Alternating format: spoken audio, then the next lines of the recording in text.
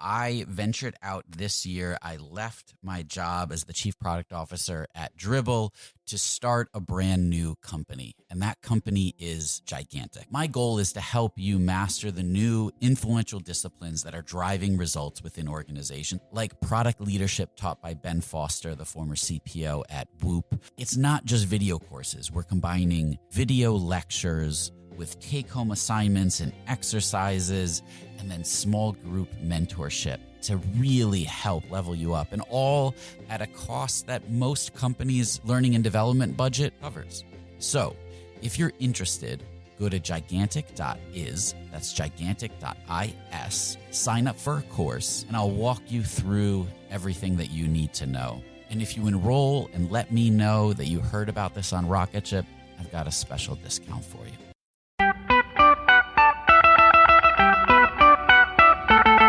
Welcome to the Rocketship podcast. I'm Michael Sacca. I'm Joelle Steiniger. And I'm Matt Goldman. And we're having 20-minute talks with entrepreneurs teaching you how to launch your product into revenue. Check out our book at howtobuildarocketship.com to reserve your launch discount and to download a free chapter. Today on the podcast, we talked with Nick O'Neill, founder of Startup Stats, about event planning. He shares his process for deciding what kind of event to plan, lining up speakers, and ticket sales. There's an amazing amount of similarities to launching a product. Check it out. Hey guys, I wanted to take a minute to thank Rocketship for sponsoring the show. Rocketship makes continuous deployment simple and easy, and we've actually been happy customers of theirs for a very long time. You should go to codeship.io/rocketship to check out videos and tutorials all about how you can start using Rocketship to deploy your product in a better way. We'd also like to thank InVision app. InVision is by far the best prototyping and collaboration tool on the market. I can personally say I can't imagine delivering another design comp without it. It made collaborating with our entire team incredibly easy, and the annotation tool alone saved us hours of back and forth.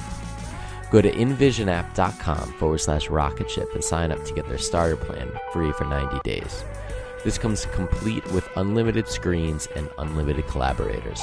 Trust me, this is an essential tool for teams of all sizes. Welcome to the Rocketship podcast. We're here with Nick O'Neill, founder of Startup Stats. Nick, welcome to the podcast. Thanks for having me. So for those who don't know, why don't you give a little background of what you've been doing the past few years? Wow. Well, the past few years have been interesting. I think the area to focus in on would be, so a few years ago, I had sold a company in online media. The largest site was actually all Facebook, and I covered Facebook exclusively. I put that as part of Social Times, and I basically covered the social media space and hosted events around it. Over the past couple of years, I've been trying a bunch of different things. So I built a mobile app company, ran that for a year, and shut it down. And I basically re-entered the media space with Startup Stats, which is what I've been working on now. And for those who don't know, tell us a little bit about Startup Stats. So originally, it started as tools that I was developing to track startups, and I combined it with editorial. And so the main objective is to find out which startups are growing and understanding what best practices they're implementing in order to experience that growth. Very cool. And then probably I would say you're best known for a lot of the content that you create. You've been blogging a ton over the past couple of years, and now you've gotten into the event planning space. Why don't you tell us about some of the events you're planning and how you even got into that in your copious amounts of spare time? So, I don't have spare time, but it's because I actually like just filling all of my time with random tasks. So, right. Back when I was actually doing all Facebook, I hosted events, and it actually started because I was at an O'Reilly event in Washington, D.C. I actually had helped out Dave McClure. He had hosted an event called Graphing Social Patterns. It started out here in California, and they decided to do an East Coast one. So I helped out some with their DC event. And while I was there, I decided literally while I was at the event, hey, we should host an event. So I walked around the room, asked people if they wanted to participate. I actually got a sponsor right there at that event, and an event came out of it. So that was a while ago. That was probably around 2010. And at that point, I had just started hosting events from there. That one was really successful. And so I decided to start doing more of them. And yeah, so now I'm doing it again. It's just a great channel for revenue. I understand, anyone who builds a product is always like, why are you doing events? That makes no sense. It's so much work. But I think building a product, is also a ton of work. And, it's great building a product, but first you build the product, you then have all the time where you're trying to grow the customers. And with events, it's sort of a very tangible thing. Here's the date, and on that date, here's how much money we should have generated out of that event. Yeah, and what's really interesting about it too is that it kind of feeds into growing your customer base as well, depending on the kind of events you're planning, of course. But as you're building a product, you cannot do that in a hole or a silo. You've got to be building relationships with people. What better way to do that than planning events that provide some value and making some money while you do it? Totally. That's been my pitch to a lot of companies. Many people are very skeptical of it. I think the primary source of skepticism, and it's a valid point for a product company, is that their time would be better served focused on optimizing the product versus going out and hosting events. Early on, it's going to be practically impossible for anyone to pull off an event. But I think you can start with small events. It could be anything as small as a dinner is a valid way to start growing things. You don't need to start with a full-blown, conference or seminar or whatever where you have 100 plus or even 1,000 people sort of thing. You can start small. Go ahead. No, that's it. Let's say that you were hosting a dinner event. What would that look like? What's the planning look like going up to it? How do you find people to attend? Is it, are people paying a fee to participate? So I've been looking into this a lot recently. I used to host dinners myself, but I just covered the cost. I'd buy food and then cook it for the people when they came over. I did that when I first moved out here to San Francisco. But so now the approach that I am trying to focus around is having people that cover the cost of the event. So it may be like $100 or something like that. Now for $100, it's an incredible dinner. I think basically, so I go through and I set a target of people that I'm interested in.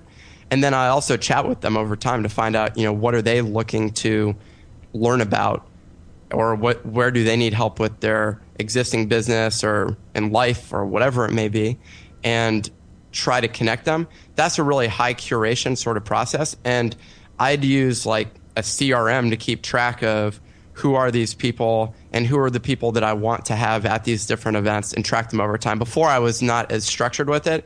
If you're talking about doing it for marketing purposes or, definitive networking purposes, then having a little more structure to that process makes a lot of sense. This episode is brought to you by Miro. So when I was at Dribbble, over the 6 years, there was one tool that we would always use when we were doing cross-team collaboration. Whenever the collaboration started to get complex, we would bring in Miro. It made it incredibly easy to align stakeholders across regions and time zones and definitely teams with ease. And we were able to do all of that while being a completely remote team. It also has integrations into Jira, Azure, Rally, a lot of the tools that you're using already for product management and engineering. So you can import tasks from them as native cards, and it helps you see the big picture. It also helps stakeholders to understand what work needs to be done. It was incredibly valuable. And then they even have an estimation app that gives you a clear understanding of the work scope, lets you identify gaps, and then it has the ability for you to set clear expectations for delivery, especially when you're working across functions. So your first 3 Miro boards are free forever when you sign up today.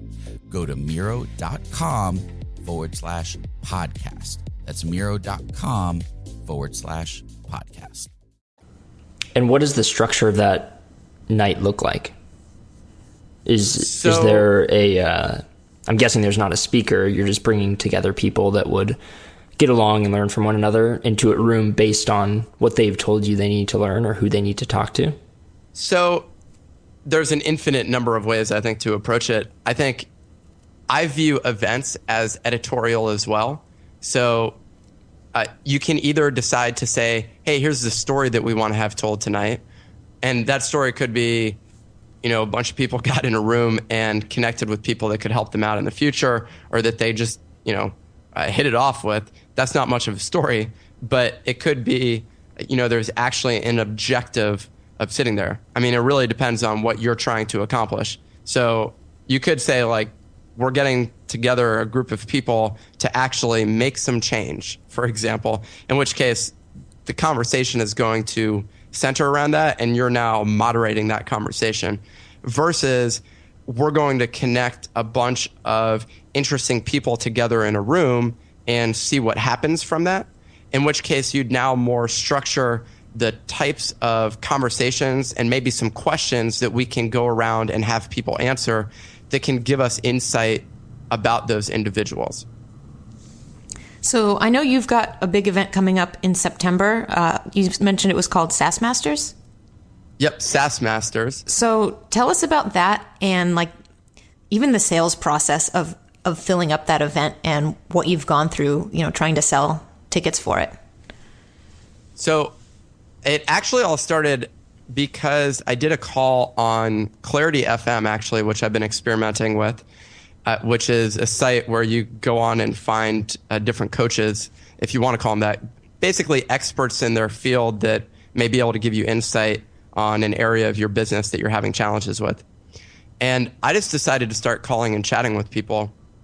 And I chatted with one person, I'm blanking on his name right now, but he walked me through the process of how he pre-sold his product, $40,000 worth of his product, and the entire sales process that he used from start to finish. And he showed me everything, including, what the pitch was. And it was a Google Doc that he'd display on a screen and walk people through that.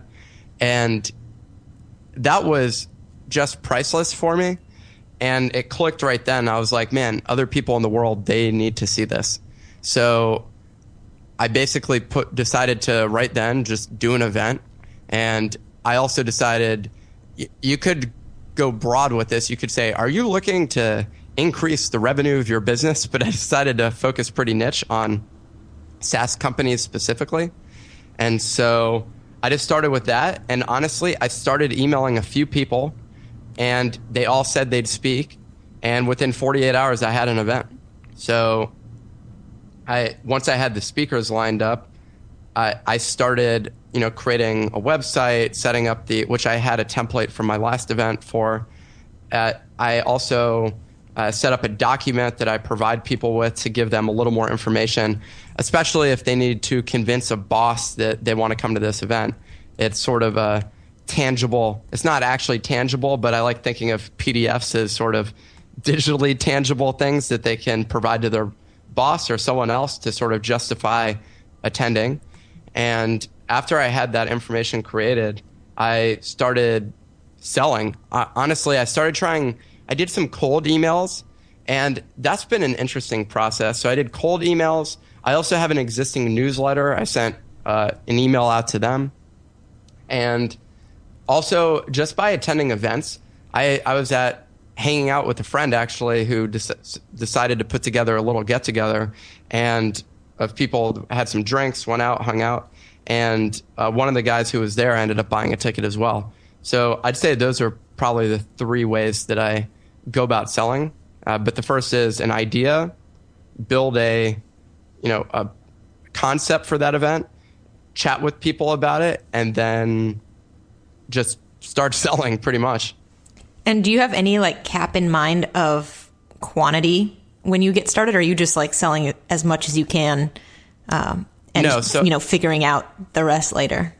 So I'm pretty particular with this process simply because I've gone to a lot of events that just don't deliver. And a lot of that it becomes overwhelming when you have too many people there. So my number is 100 right now. That's the number that I did my last event at in November, which was a dinner conference, which was sort of an alternative spin on things. And with this, it's also 100 people. I think 100 people is the way to go, because the problem is when and keep in mind, this is a much more hands-on process, so it takes way more time versus the spray and pray approach where it's let me send out to this newsletter, to that newsletter. Here's a link with your discount code on this Eventbrite page.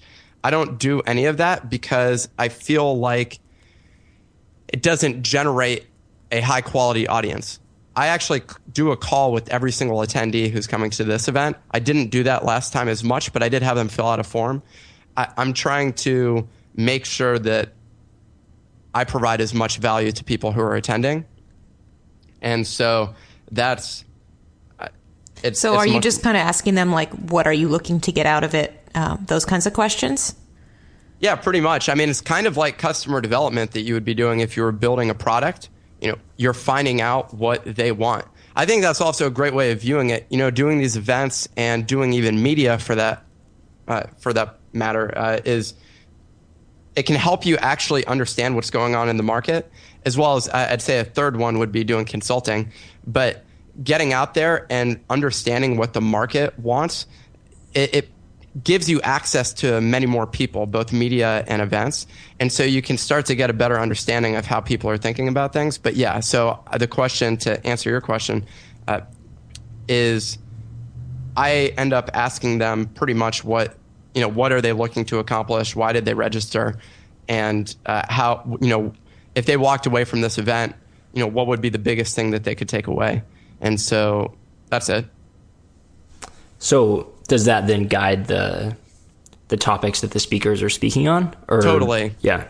So I told the speakers, because this one's actually really far in advance for most events. So this event is September 12th in San Francisco. And when I reach out to people,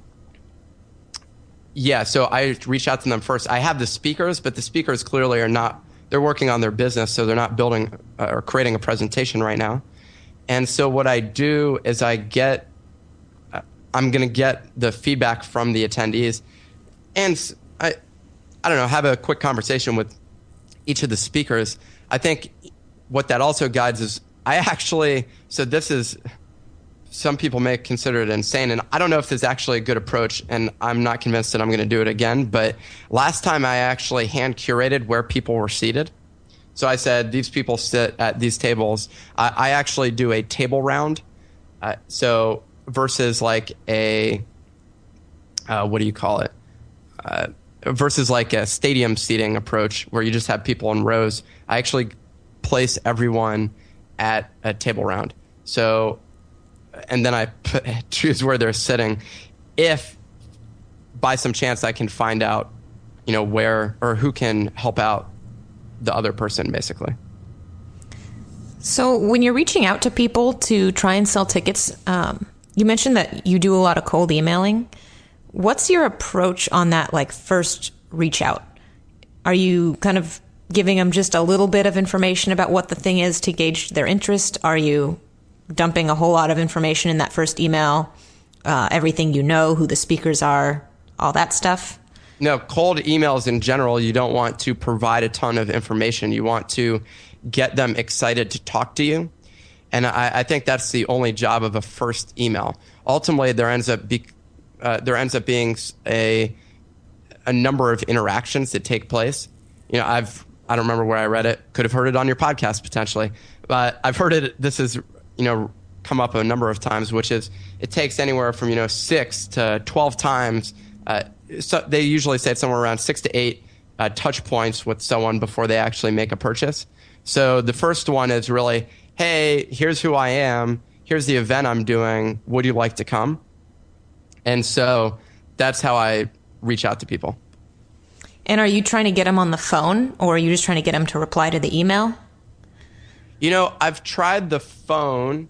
I've done both. So it depends on, honestly, my strategy is going to be different from the next person, because at this point we're actually talking about direct sales. And so ultimately you want to cater to whatever you're best at.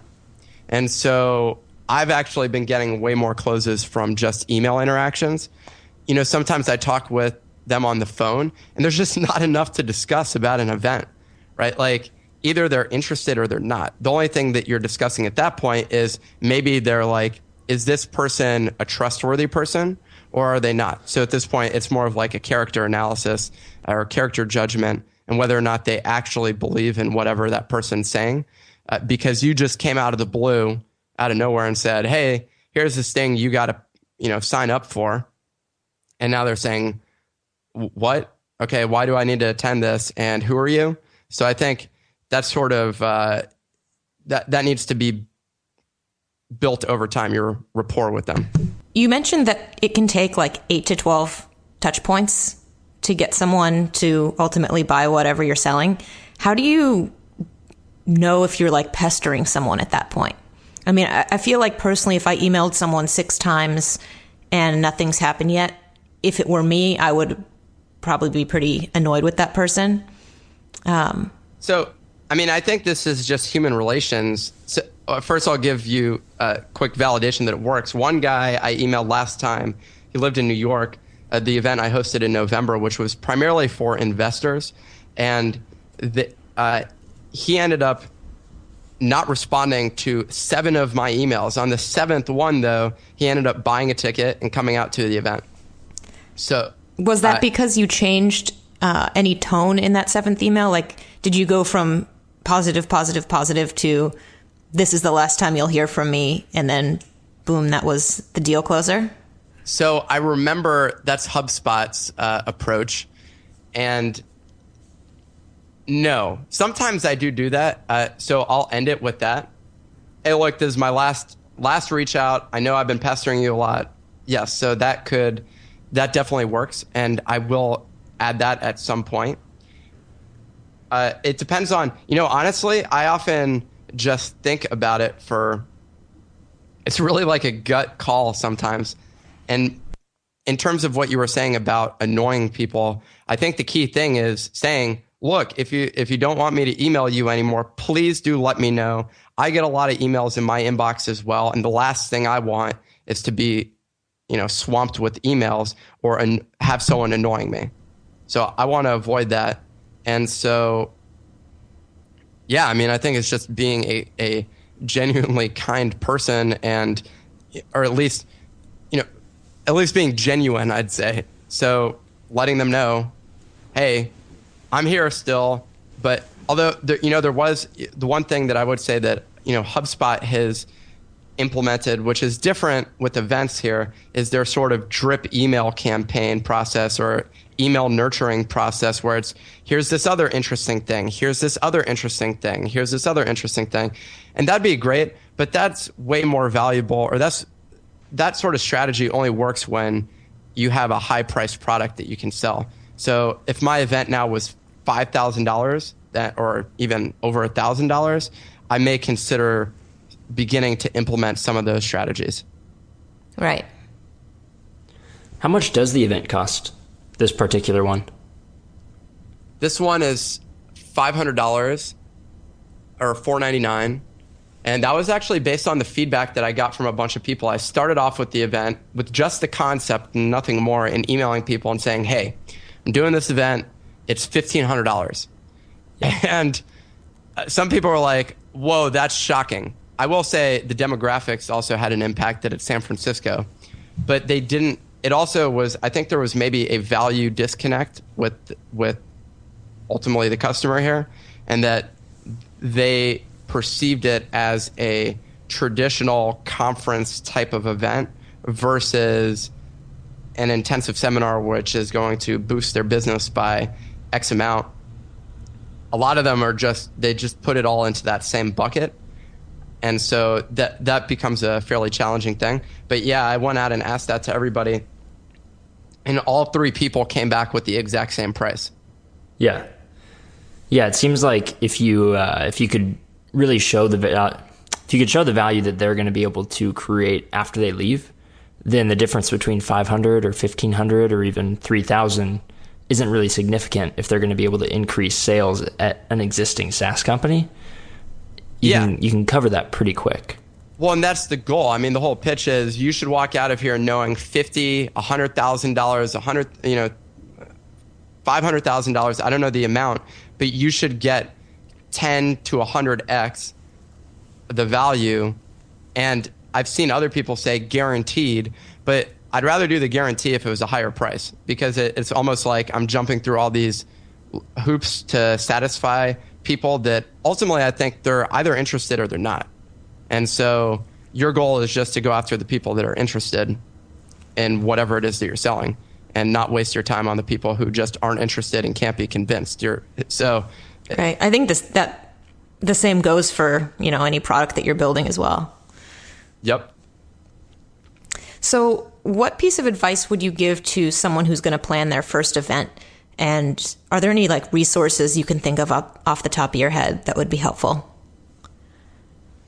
I think with planning an event, I mean, honestly, you should just start doing it in terms of some of the marketing strategies that I'm discussing are way more, they're both time consuming and just way more, I don't want to say advanced as though that's, but it really is, it's just extra steps that you need to go through.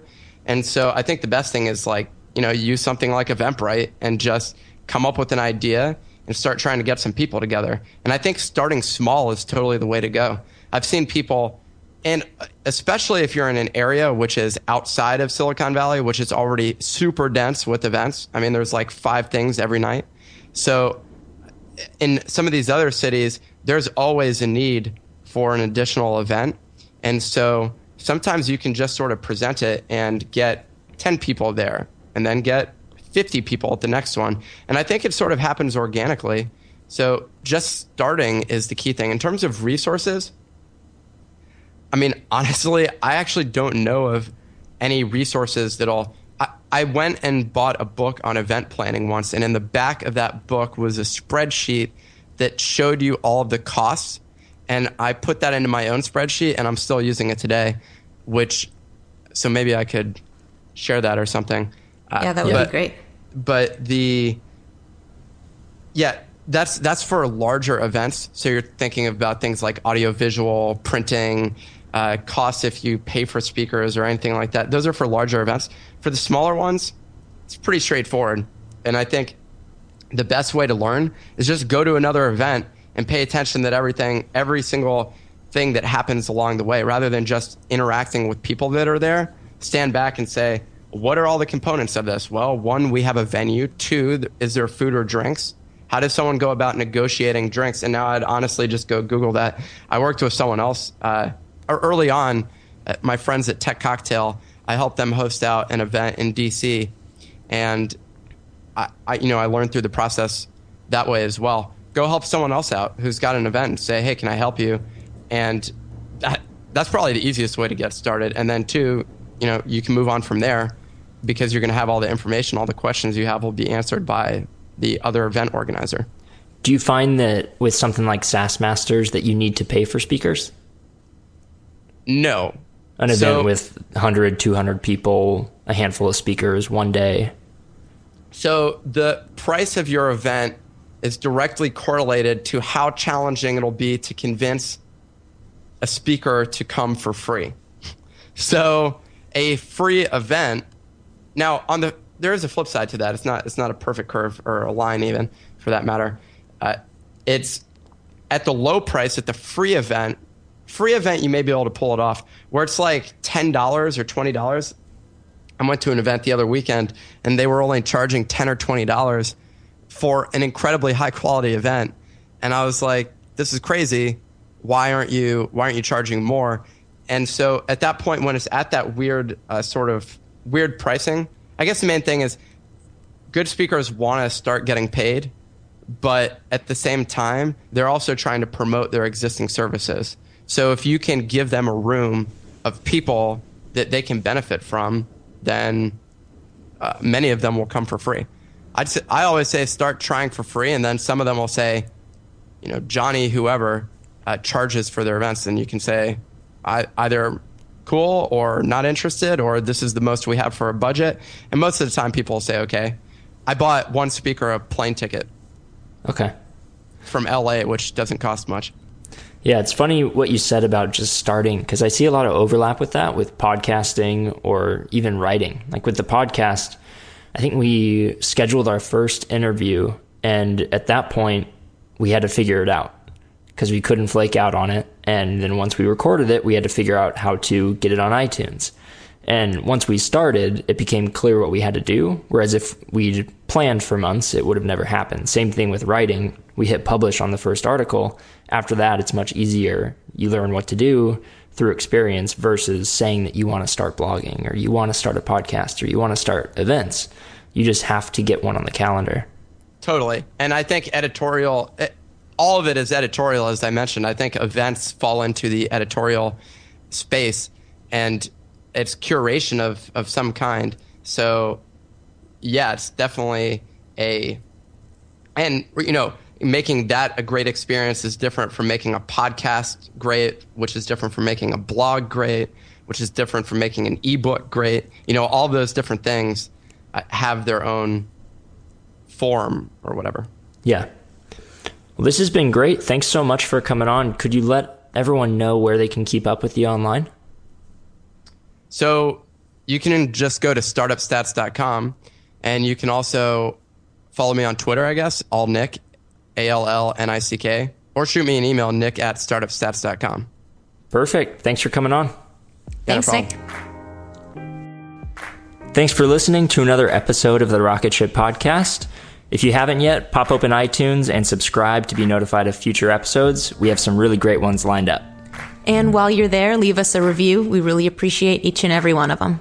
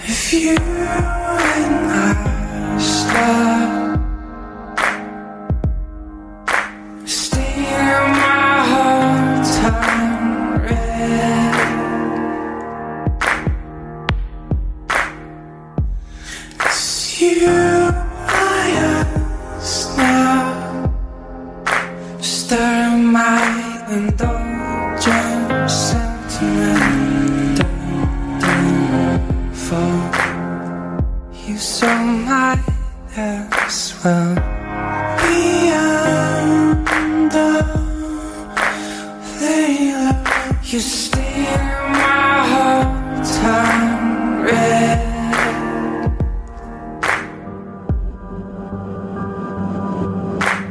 Dying on my colors red. How'd you get this out? She said you won't.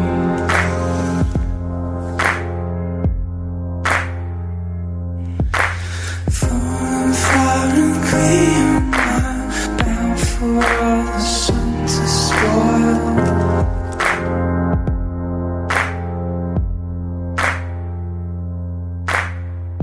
Beauty that he sees is available to other people and to me too. I believe.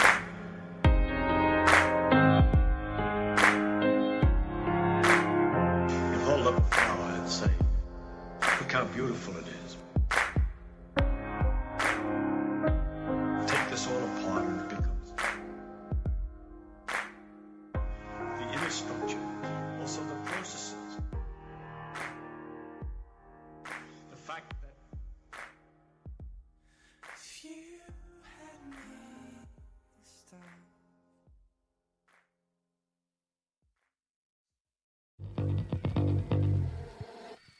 Hey, my name is Lovan Rumpf, and I've been working my ass off as a celebrity stylist by day and a podcast host by night. At the Low Life Podcast, it's all about keeping it real. We're talking fashion, beauty, to religion, sex, drugs, mental health. I mean, there's no topic off limits here, and vulnerability is mandatory. You can find my podcast, The Low Life, that's L-O, no W, everywhere and anywhere you listen to your podcasts. New episodes are out every Thursday. We'll see you then. It's pretty eerie to know you're in a place that no human's ever been before. This is Armchair Explorer, where the world's greatest adventurers tell their best stories from the road. And 4 of us were swept down the side of the mountain, and then I knew there was no way out of this thing. From the heart-pounding to the inspiring and the downright insane. Find Armchair Explorer, a part of APT Podcast Studios, wherever you get your podcasts. Go and find what it is in the world that matches that wildness in yourself.